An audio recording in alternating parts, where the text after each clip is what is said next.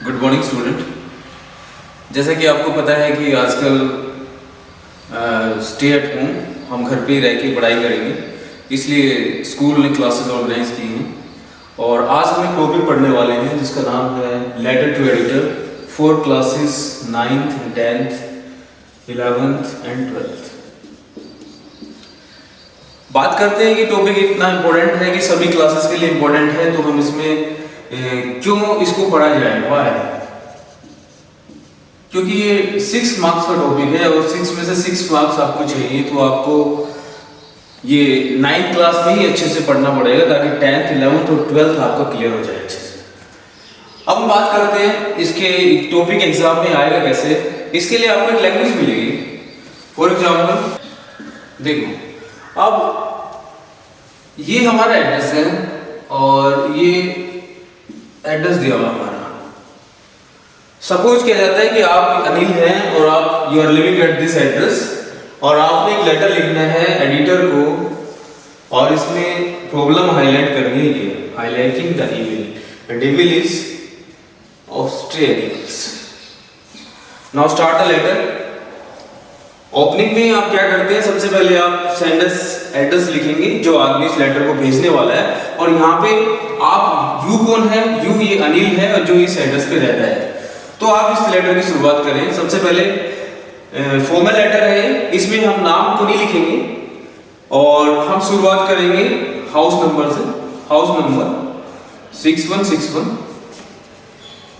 Sector 16 Gurugram. एक चीज ध्यान दें, यहाँ पे ये वाला जो एरिया है इसमें बिल्कुल आप स्ट्रिक्ट रहेंगे। इस एरिया में यानी कोई भी कंक्लूडिंग पॉइंट है, एंडिंग पॉइंट है, यहाँ पे आप कोमा फुल स्टॉप कुछ ना लगाएं। इधर से आपकी जो लाइनें हैं वो बिल्कुल स्ट्रेट हो। यहाँ पे आप एक चीज और हो सकती है, यहाँ पे जो आपके पास 2 लाइन की नोटबुक है इसमें इधर एक लाइन होती है, उसके साथ ही आप इसको स्टिक करें। फॉर एग्जाम्पल ये आपके पास लाइन है तो इसी लाइन के साथ आप आइए। इसके बाद आपको गैप डालना है और गैप के बाद आपने क्या लिखना है, डेट लिखनी है। आज की डेट है 23 अप्रैल 2020। गैप अगेन डालना है आपने 1 लाइन का। इसके बाद आपने रेस्पेक्ट एड्रेस लिखना है। रेस्पेक्ट एड्रेस आपको दिया है कि आपने एक एडिटर को लेटर लिखना है, तो आप लिखेंगे द एडिटर। न्यूज़पेपर का नाम कोई भी हो सकता है, इफ इट इज गिवन तो आपने वही लिखना है, ये कंपल्सन है हमारे लिए। यहाँ पे आपने सिर्फ एडिटर को लिखना है, न्यूज़पेपर का नाम नहीं दिया हुआ तो आप कोई भी न्यूज़पेपर ले सकते हैं जो आपके आसपास है। द हिंदू हम ले सकते हैं यहाँ पे क्योंकि नहीं दिया हुआ। अगर फॉर एग्जाम्पल यहाँ पे टाइम्स ऑफ इंडिया या कुछ और दिया होता तो हम यहाँ पे वही लिखने वाले थे। अब यहाँ पे कुछ नहीं दिया हुआ, दैट्स व्हाई हम द हिंदू लिखेंगे। उसके बाद इसका हेड ऑफिस न्यू दिल्ली। ये चीज क्लियर। इसके बाद 1 लाइन गैप अब नहीं कर लेते हैं क्योंकि लगभग हमारे पास 30 मिनट 35 मिनट का टाइम है। तो इसके बाद इसके बाद आगे बढ़ेंगे तो ये गैप डालने के बाद हम यहाँ पे लिखेंगे रेस्पेक्टेड सर, और इसके बाद 1 लाइन गैप डाल के हम लिखेंगे इसका सब्जेक्ट, और सब्जेक्ट में हम लिखेंगे द प्रॉब्लम ऑफ जो हमने अभी मेंशन की थी of the stray animal.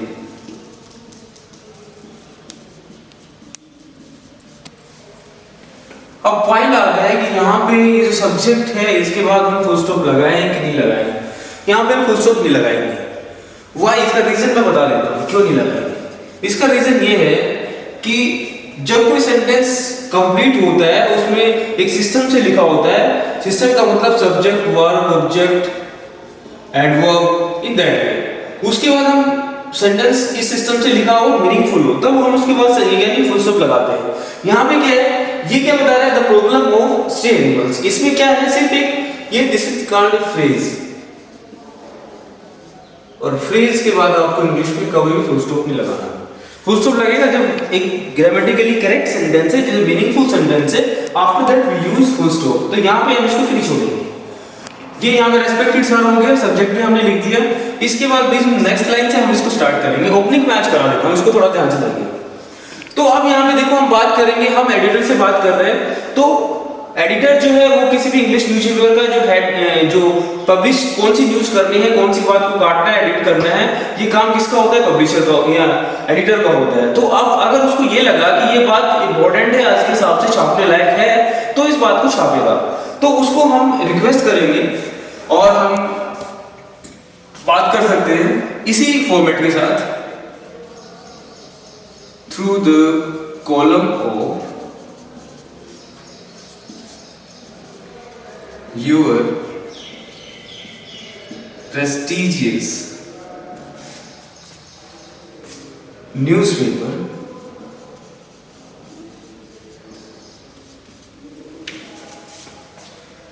I would like to draw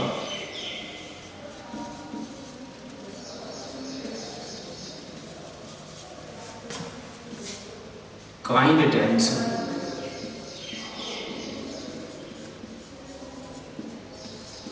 of the concerned authority। यहाँ पे देखो कुछ बच्चों को दिक्कत आती है, ये मैंने न्यूज़पेपर लाइन यहाँ तक ले लिया और दूसरी लाइन कंसर्न मुझे यहाँ पे पूरा नहीं आ रहा, तो इसके बाद मुझे यहाँ पे राइट साइड से भी फॉरवर्ड बनाना है। अब मैं क्या करूंगा कि यहाँ पे राइट साइड से मुझे पेपर के बाद जैसे कोई वर्ड जा रहा है तो इस वर्ड को आगे ना लिख के मैं डैश लगाऊंगा और बाकी रिमेनिंग पार्ट ना लिखूंगा। तो attention of the concern authority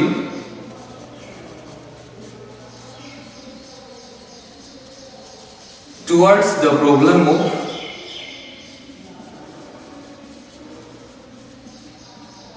strain animal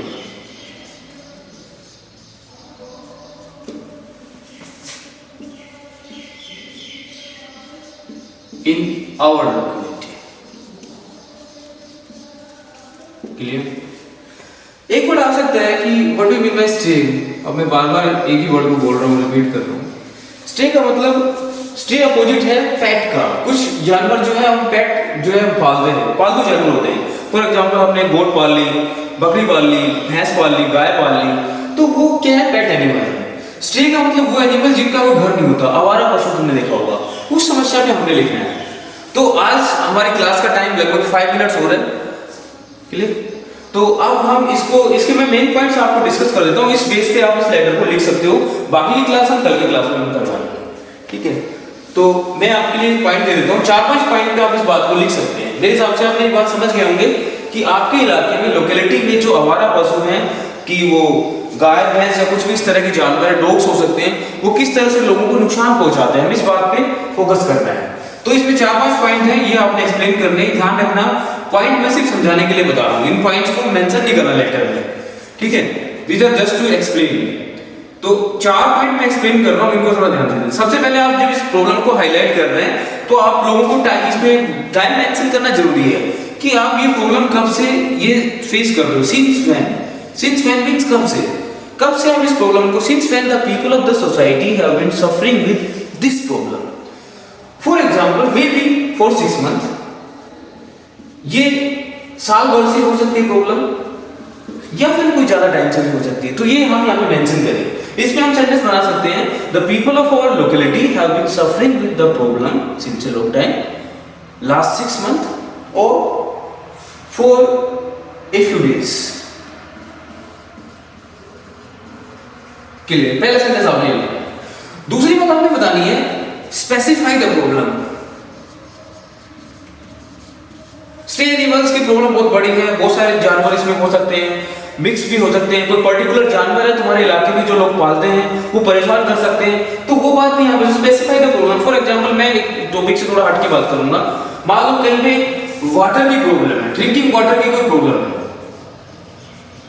किसी इलाके में ड्रिंकिंग वाटर की प्रॉब्लम है, तो यहाँ पे प्रॉब्लम कई तरह की हो सकती है। कैसे? फॉर एग्जांपल एक तो पानी आता है, वो मटी आता है, गंदा पानी आता है।